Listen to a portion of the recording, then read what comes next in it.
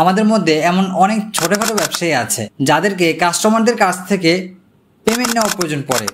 এই ক্ষেত্রে কাস্টমাররা যদি আমাদেরকে সেন্ড মানি করতে যায় তাদের এক্সট্রা খরচ যায়, অথবা আমরা যারা ওয়েবসাইট নিয়ে কাজ করি আমাদের ওয়েবসাইটের মাধ্যমে অটো পেমেন্ট গেটওয়ে অ্যাড করতে হয়। এই ক্ষেত্রে কাস্টমার সেন্ড মানি করার পরে ট্রানজ্যাকশন আইডি দিয়ে ভেরিফাই করবে, সে কি এক অন্যরকম ভেজাল। এই ঝামেলাগুলো এড়াতে আমরা বিকাশের মার্চেন্ট অ্যাকাউন্ট ব্যবহার করতে পারি। একজন কাস্টমার আমাদের ওয়েবসাইটের থেকেই সেই পেমেন্টটি কনফার্ম করতে পারবে এবং আমরাও কোনো রকম ভেজাল ছাড়াই সেই পেমেন্টটি রিসিভ করতে পারবো। কাজটি আপনি আপনার হাতে থাকা মোবাইল ফোনের মাধ্যমে অথবা ল্যাপটপ বা কম্পিউটারের মাধ্যমে করতে পারেন। কিভাবে? খুব সহজেই আপনি এনআইডি কার্ড এবং কি আপনার নাম্বারটি ব্যবহার করে বিকাশের মার্চেন্ট অ্যাকাউন্ট তৈরি করবেন সেটি আমরা আজকে দেখে নিব।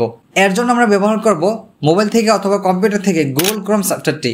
আমরা ওপেন করে নিচ্ছি গুগল ক্রোম সফটওয়্যারটি। প্রথমত আমাদেরকে চলে আসতে হবে গুগল ক্রোম ব্রাউজারে। আমরা এটা মোবাইল দিয়ে অথবা কম্পিউটার দিয়ে ওপেন করতে পারি। তারপর আমাদেরকে সার্চ করতে হবে বিকাশ। মূলত আমরা বিকাশের অফিসিয়াল যে ওয়েবসাইটটা আছে সেখানে চলে যাব।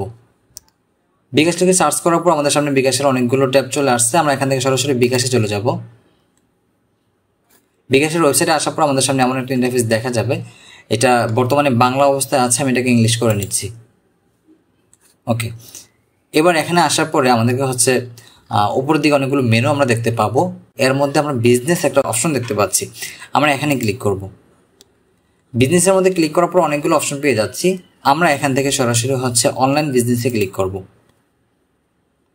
আচ্ছা, অনলাইন বিজনেসের এখানে আসার পর আমরা এখানে একটা ফর্ম পেয়ে যাচ্ছি। এই ফর্মটা মূলত আমাদেরকে ফিল আপ করা লাগবে। আচ্ছা, ফর্মটা ফিল আপ করার জন্য প্রথমেই আপনাকে আপনার এই জায়গাতে একটা নাম দিতে হবে, যেটা আপনার ব্যবসার নাম। এটা হতে পারে আপনার দোকানের নাম, অথবা হতে পারে আপনার অনলাইন যে ফেসবুক পেজ আছে ফেসবুক পেজের নাম, যে কোনো নাম। আমরা আমাদের বিজনেস নেমটা দিয়ে দিব। তারপর আমরা এখানে দেখতে পাচ্ছি ডিস্ট্রিক্ট। আমার ডিস্ট্রিক্টের এখান থেকে আমরা আমাদের যে ডিস্ট্রিক্ট আছে সেটা দিয়ে দিব। আমি এখান থেকে নারায়ণগঞ্জ দিয়ে দিতেছি। আমাদেরকে এরিয়াটা সিলেক্ট করা লাগবে। আমরা এখান থেকে ফতুল্লা সিলেক্ট করে দিচ্ছি। এখানে আপনার যার সাথে ওনারা যোগাযোগ করবে, ওনাদের মধ্য থেকে একজন যোগাযোগ করবে আপনাদের বিকাশ থেকে। তো কার সাথে যোগাযোগ করবে এবং ওনার নামটা কি হবে সেটা এখানে দিতে বলতেছে। তো আমি এখানে আমার নামটা দিয়ে দিচ্ছি। তারপর এখানে দেখা যাচ্ছে ফোন নাম্বার। এই জায়গাতে আমি বিকাশের যে নাম্বারটাতে মার্চেন্ট অ্যাকাউন্ট করতে চাচ্ছি সেই নাম্বারটা আমি এখানে দিয়ে দিলাম। আপনিও সেম এটাই করবেন। ইমেল অ্যাড্রেসের এখানে আপনাকে ভ্যালিড ইমেল অ্যাড্রেস দিয়ে দিবেন যেটা আপনি ব্যবহার করেন। তারপর এখানে যদি আপনি এমন কিছু লিখতে চান যেটা ওনাদেরকে জানানোর প্রয়োজন, আপনি লিখতে পারেন। আমি এখানে লিখে দিচ্ছি আমার ট্রেড লাইসেন্স নাই, আমি অনলাইন ওয়েবসাইটের মাধ্যমে ডিজিটাল মার্কেটিংয়ের সার্ভিস বিক্রি করি। বাস আমি এটা লিখে দিলাম, বাংলায় লিখে দিলাম। তারপর এখানে হচ্ছে বিজনেস অ্যাড্রেস, এটা অবশ্যই দিতে হবে। তারপর নিচেই দেখতে পাচ্ছি বিজনেস টাইপ, মানে আপনি কোন ধরনের ব্যবসা করেন। আমি এখানে অনলাইন শপিং দিয়ে দিব, যেহেতু আমারটা হচ্ছে অনলাইন শপিং বা মার্কেট প্লেস ইত্যাদি। আপনি যেটা আপনার অপশন আপনি সেটা সিলেক্ট করে নেবেন। আমি অনলাইন বিজনেস দিয়ে দিচ্ছি। তারপর এখানে দেখা যাচ্ছে আপনার কি এনআইডি কার্ড আছে বা নাই। যেহেতু আমার আছে আমি এটা ইয়েস দিয়ে দিলাম। তারপর দেখা যাচ্ছে আপনার কি কোনো ভ্যালিড ট্রেড লাইসেন্স আছে কিনা, যদি থাকে তাহলে ইয়েস দিবেন এবং কি ট্রেড লাইসেন্স নং দিবেন এবং আপনার যে এক্সপায়ার ডেট এগুলো এখানে দিবেন। যেহেতু আমার নাই আমি এটাকে নো করে দিলাম।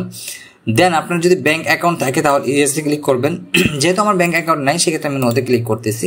এবার এখানে আসার পরে আপনার যেই ওয়েবসাইটটা আছে বা আপনার যে ফেসবুক পেজটা আছে বা মূলত আপনার যেই ব্যবসার যে ধরন সেটা ওয়েবসাইট হতে পারে, যে কোনো ফেসবুক পেজ হতে পারে, যে কোনো মাধ্যমে হয়ে থাকে, যেটা হবে না কেন আপনি এটার ইউআরএলটা দিবেন। বেশিরভাগ ক্ষেত্রে যেটা হয় ফেসবুক পেজ হয় অথবা ওয়েবসাইট হয়। তো আমরা আমাদের ওয়েবসাইটের অ্যাড্রেসটা আমরা এখানে দিয়ে দিব। ওয়েবসাইটের অ্যাড্রেসটা এখানে দেওয়ার পর আমাদেরকে এখানে হচ্ছে I am not a robot এখানে ক্লিক করা। সবশেষে এখানে আমাদেরকে সাবমিটে ক্লিক করা লাগবে। তো এই ছিল মূলত আমাদের বিকাশের মার্চেন্ট অ্যাকাউন্ট তৈরি করার সহজ একটি পদ্ধতি। এবার বিকাশের পক্ষ থেকে কনফার্মেশন আসার পর্যন্ত অপেক্ষা করা লাগবে। সেই পর্যন্ত আপনার ইমেলটি এবং আপনার নাম্বারটি সচল রাখুন বা অ্যাক্টিভ রাখুন, যেন তারা আপনার সাথে যোগাযোগ করতে পারে। ভিডিওটি কেমন লাগলো তা অবশ্যই কমেন্ট করে জানাবেন। কোথাও বুঝতে সমস্যা হলে আমাদের ফেসবুক গ্রুপে আপনার সমস্যার কথাগুলো লিখে পোস্ট করতে পারেন। সেখানে আমি সহ আমাদের মডারেটর আপনার সমস্যার সমাধান করার জন্য বসে আছি। See you next episode. আসসালামু আলাইকুম।